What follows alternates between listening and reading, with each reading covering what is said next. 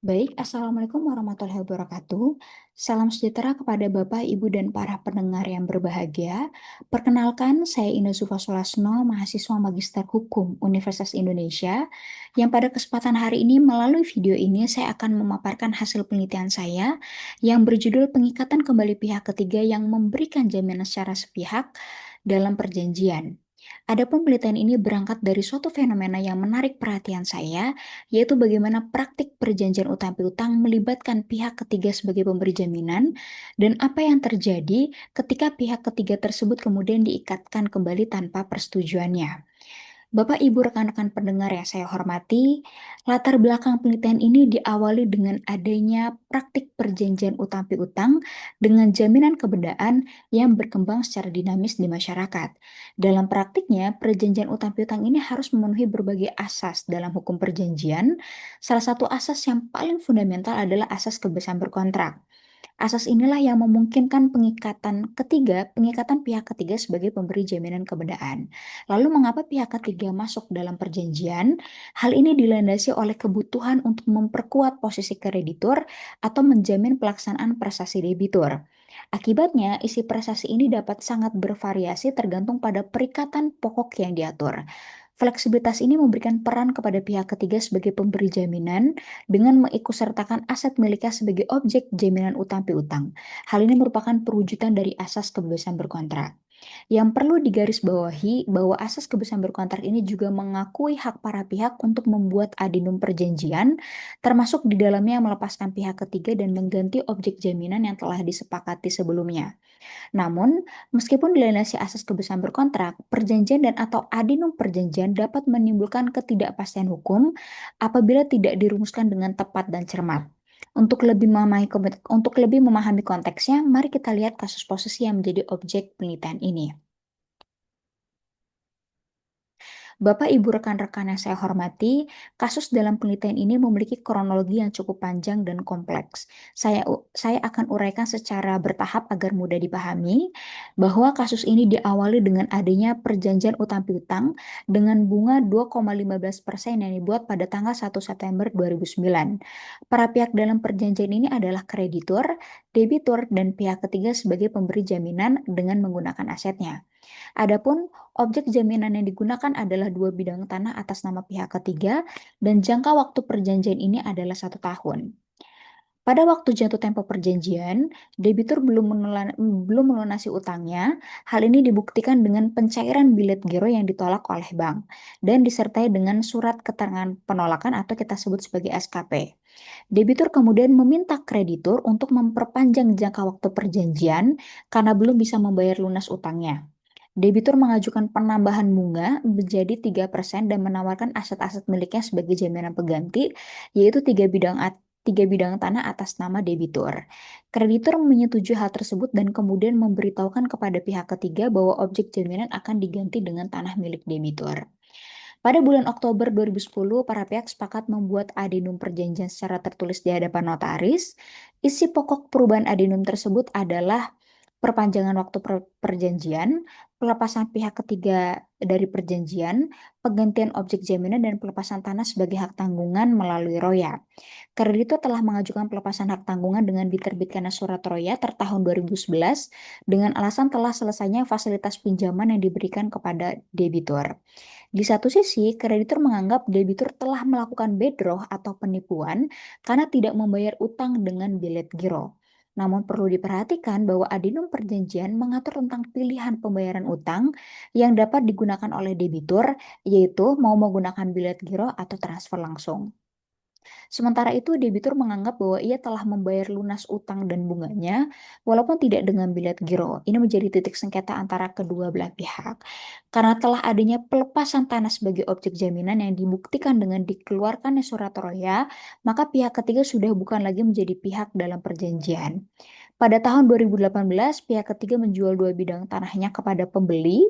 Proses jual beli ini dilakukan di hadapan notaris dan telah dibalik nama atas nama pembeli.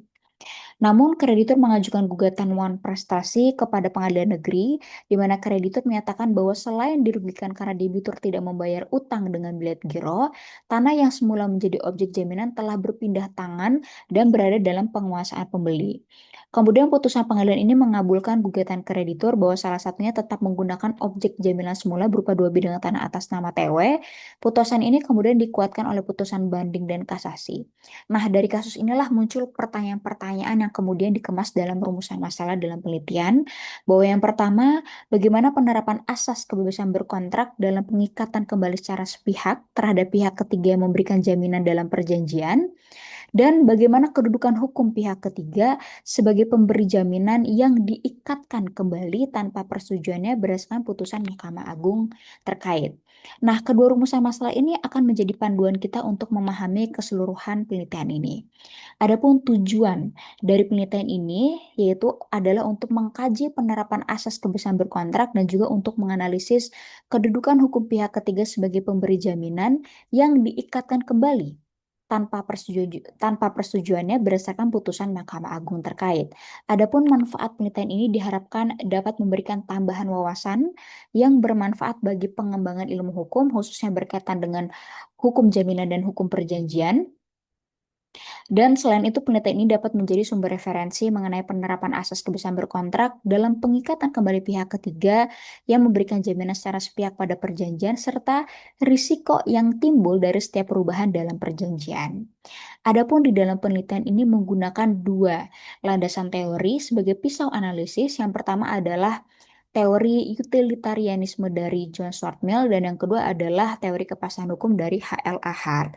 Mari kita bahas teori yang pertama, ini berkaitan dengan teori utilitarianisme dari Mill.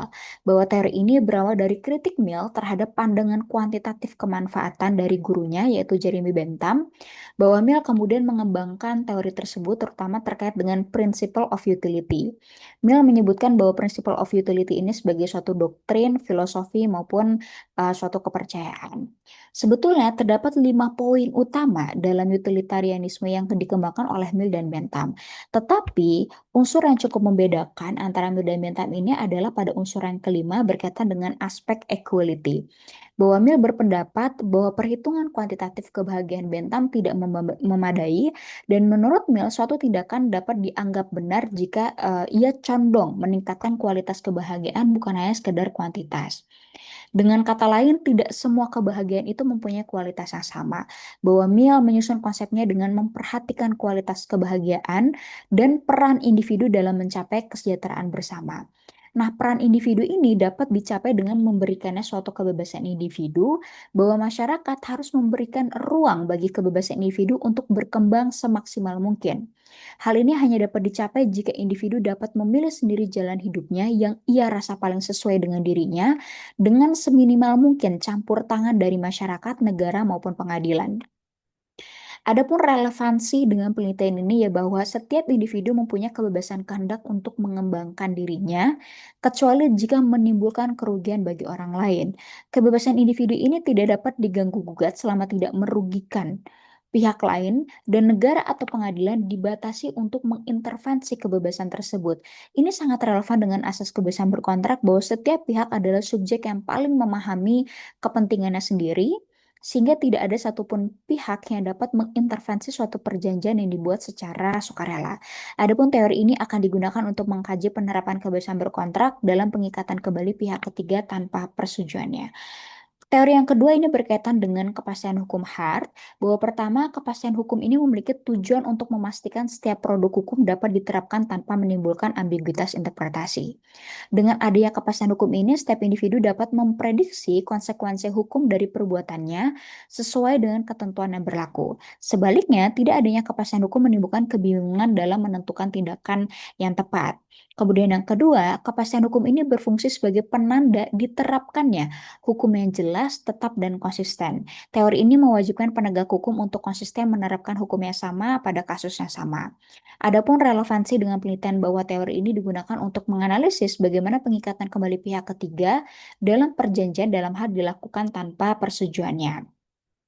Nah, dalam kasus ini, para pihak telah membangun legitimate expectation atau harapan yang sah berdasarkan adendum perjanjian yang berisi yaitu pelepasan pihak ketiga, penggantian objek jaminan, serta roya.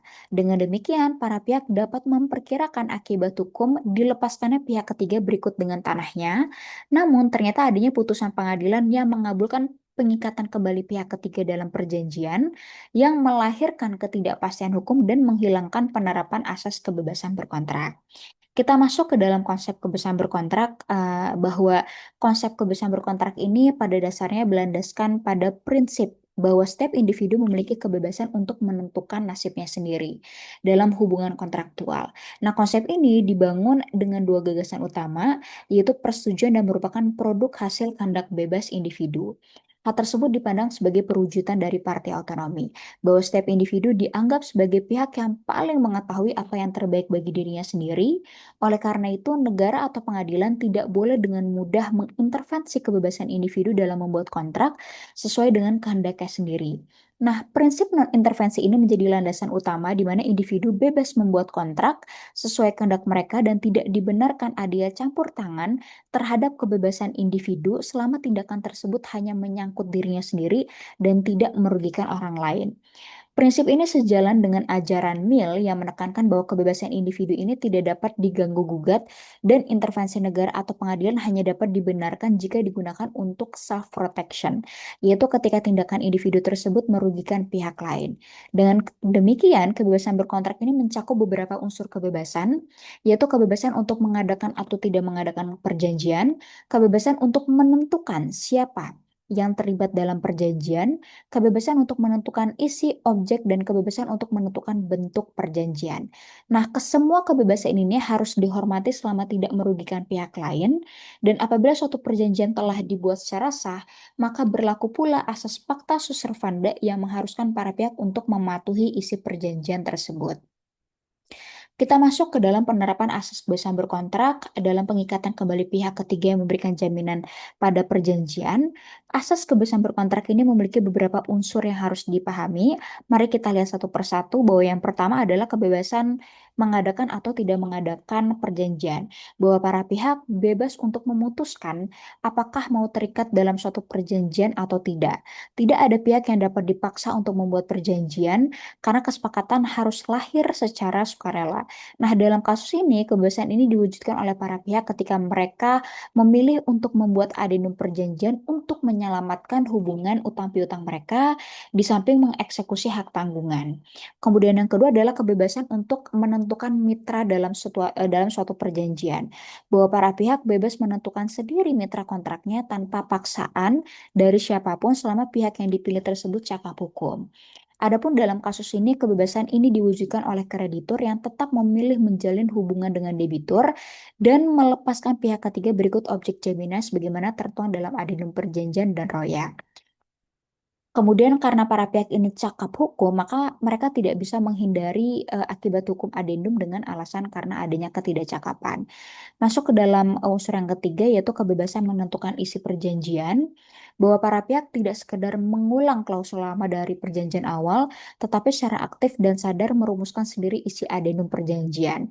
Kemudian mereka mengatur secara khusus klausul di dalam adendum perjanjian mengenai penggantian objek jaminan yaitu tanah milik pihak ketiga kemudian dilepaskan melalui roya dan kewajiban kreditur untuk mengajukan roya. Sehingga akibat hukum berupa berakhirnya peran pihak ketiga sebagai pemberi jaminan setelah roya dilaksanakan. Masuk ke dalam unsur yang keempat, yaitu kebebasan menentukan objek perjanjian.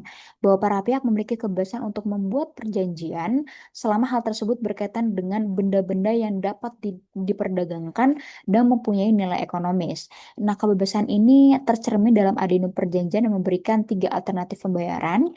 Yang pertama adalah bilet giro, transfer langsung, atau menjual aset-aset milik debitur untuk pelunasan utang tertentu. Kemudian yang terakhir adalah kebebasan untuk menentukan bentuk perjanjian, bahwa para pihak memiliki kebebasan untuk memilih bentuk perjanjian yang paling sesuai dengan kebutuhan mereka, baik secara lisan, tertulis dalam akta di bawah tangan maupun melalui akta otentik. Nah, dalam kasus ini, para pihak memilih akta otentik yang dibuat di hadapan notaris berkaitan dengan adendum perjanjian yang mengatur pelepasan pihak ketiga, penggantian objek jaminan, pilihan pembayaran, dan roya. Dengan demikian, adendum perjanjian pada penelitian ini sangat mencerminkan unsur kebebasan berkontrak sepanjang dimaknai sebagai pelepasan pihak ketiga dan penggantian objek jaminan.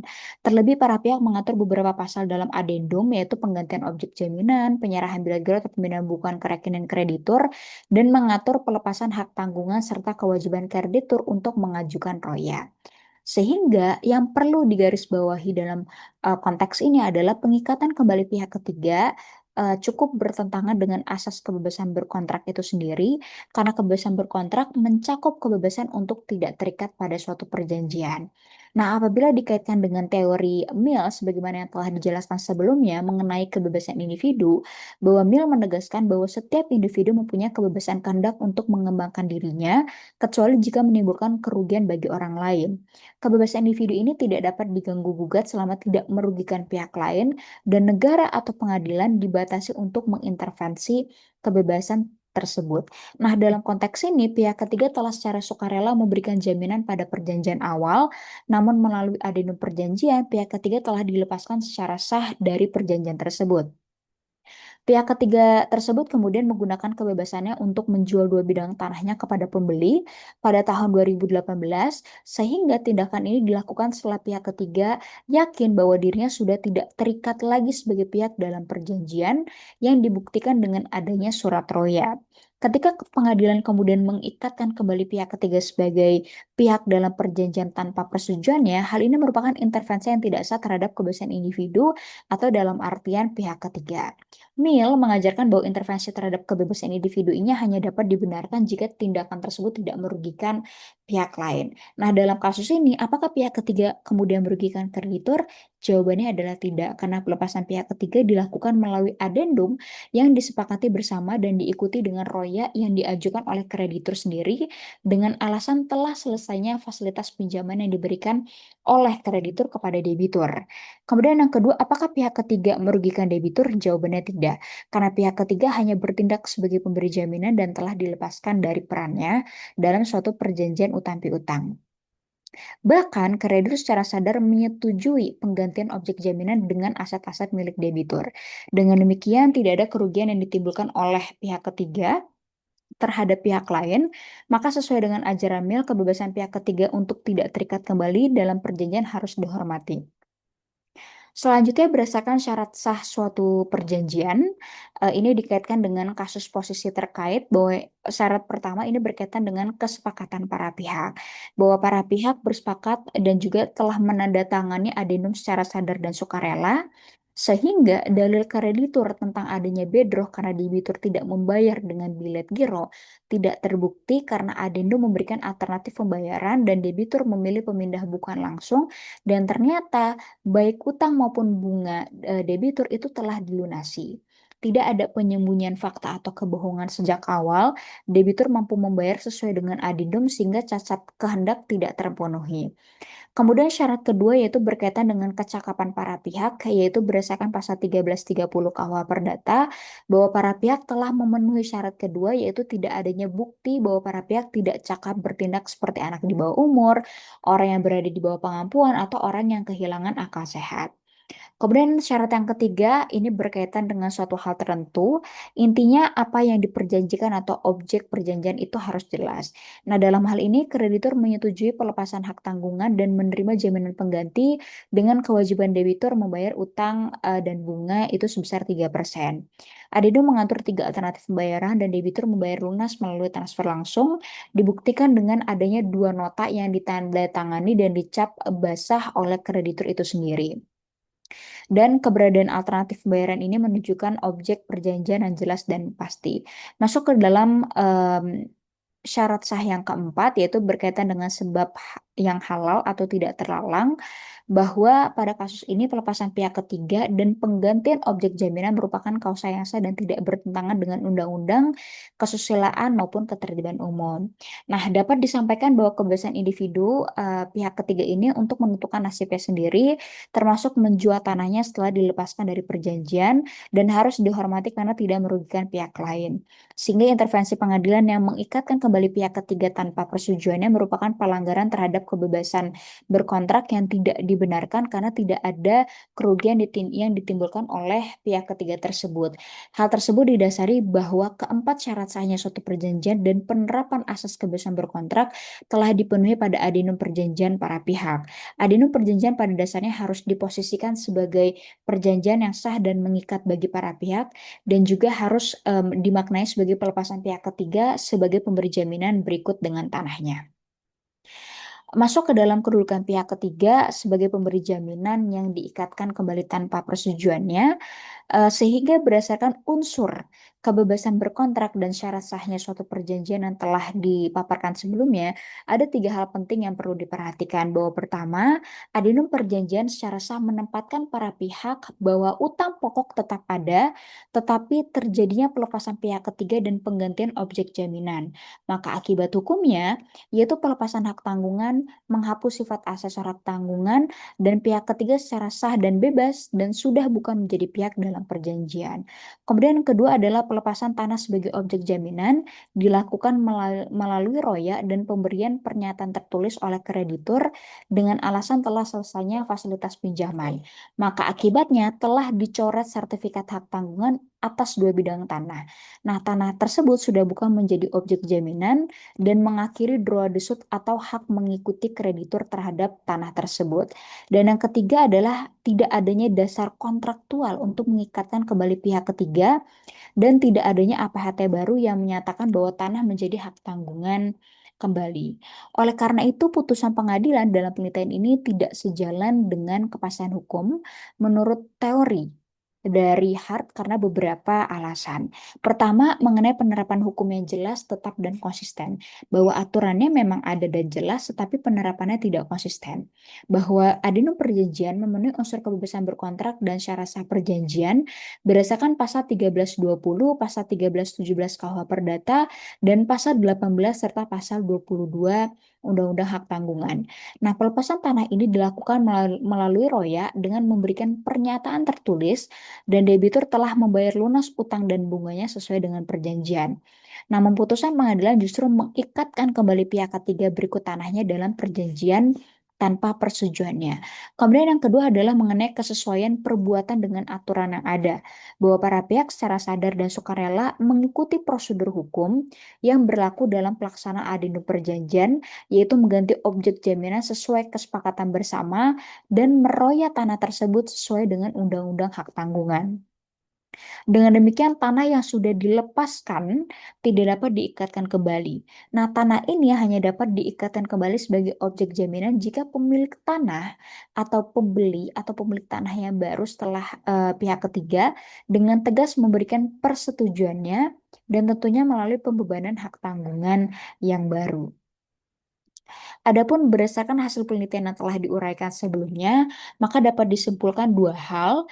Yang pertama bahwa penerapan asas kebebasan berkontrak dalam pengikatan kembali pihak ketiga yang memberikan jaminan secara sepihak ini haruslah diterapkan, bahwa adendum perjanjian ini juga harus ditempatkan sebagai perjanjian yang sah dan mengikat bagi para pihak, sekaligus melepaskan pihak ketiga sebagai pihak dari ikatan jaminan. Nah, pihak ketiga ini juga telah dilepaskan dalam perjanjian yang juga harus diberikan kebebasan untuk mengikatkan diri kembali atau tidak dalam suatu perjanjian. Dengan demikian, setiap pihak manapun termasuk pengadilan tidak dapat memaksakan pihak ketiga untuk terikat kembali dalam perjanjian tanpa persetujuannya. Kebebasan para pihak tidak dapat diganggu-gugat selama tindakannya tersebut tidak mendatangkan kerugian bagi pihak lain, dan ini adalah perwujudan dari asas kemanfaatan. Kemudian yang kedua adalah kedudukan hukum pihak ketiga semula sebagai pemberi jaminan yang diikatkan kembali dalam perjanjian tanpa persetujuannya pada putusan Mahkamah Agung terkait adalah tidak sah selama perjanjian yang melepaskan pihak ketiga sebagai pemberi jaminan telah memenuhi ketentuan pasal 1320 KUH Perdata dan juga pasal 1338 KUH Perdata. Dengan demikian, perjanjian tersebut harus dipatuhi baik oleh para pihak maupun pengadilan sebagai perwujudan dari asas kepastian hukum. Berdasarkan simpulan yang telah diuraikan sebelumnya, terdapat beberapa saran di antaranya bahwa Para pihak yaitu debitur dan kreditur dalam membuat perjanjian harus memberikan persetujuan secara sukarela dan memastikan bahwa persetujuan tersebut lahir dari kehendak bebas. Apabila dalam perjanjian tersebut turut dilibatkan pihak ketiga, maka pihak ketiga juga harus diberikan kesempatan untuk menyatakan persetujuannya secara sukarela pada perjanjian. Adapun kepada notaris sebagai pihak yang membantu para pihak dalam membuat akta perjanjian yang otentik, harus juga diterapkan asas kebebasan berkontrak dalam perjanjian, kemudian dapat mengedukasi para pihak agar cermat dalam memahami isi perjanjian dan prasasti yang harus dilaksanakan, terutama terhadap hal-hal yang berpotensi menimbulkan benturan kepentingan yang dapat mempengaruhi kemurnian kehendak dan kesukarelaan pemberian persetujuan. Kemudian yang kedua, bahwa pengaturan mengenai standar kebebasan berkontrak ini dapat dimasukkan dalam KUH Perdata baru atau di dalam undang-undang yang mengatur mengenai perjanjian agar standar tersebut dapat mengkristal dalam praktek pengadilan di Indonesia. Nah, Mahkamah Agung ini juga perlu memberikan pedoman baik melalui SEMA mengenai standar kebebasan berkontrak dalam perjanjian. Adapun standar kebebasan berkontrak yang dapat diusulkan adalah yang pertama, tidak hanya mencakup kebebasan untuk membuat dan atau mengubah perjanjian, tetapi juga kebebasan untuk tidak terikat pada suatu perjanjian tanpa persetujuan yang jelas, bebas, dan sadar. Kemudian yang kedua adalah persetujuan dalam perjanjian ini harus diperoleh secara nyata, bukan berdasarkan asumsi atau interpretasi sepihak. Ketiadaan persetujuan ini harus menjadi salah satu peringatan bagi hakim untuk tidak memaksakan suatu hubungan kontraktual. Dan perjanjian ini tidak boleh merugikan pihak ketiga yang telah memperoleh hak dengan itikat baik berdasarkan prosedur hukum yang sah pada saat hak itu diperoleh. Dengan demikian, pemaparan hasil penelitian yang saya kaitkan mengenai pengikatan kembali pihak ketiga yang memberikan jaminan secara sepihak dalam perjanjian, saya menyadari bahwa masih banyak kekurangan dalam penelitian dan pemaparan ini. Saya ucapkan terima kasih banyak yang sebesar-besarnya atas waktu dan perhatian yang telah Bapak, Ibu, dan para pendengar berikan. Semoga pemaparan ini dapat bermanfaat bagi pengembangan ilmu hukum, khususnya di bidang hukum jaminan dan hukum perjanjian. Wassalamualaikum warahmatullahi wabarakatuh.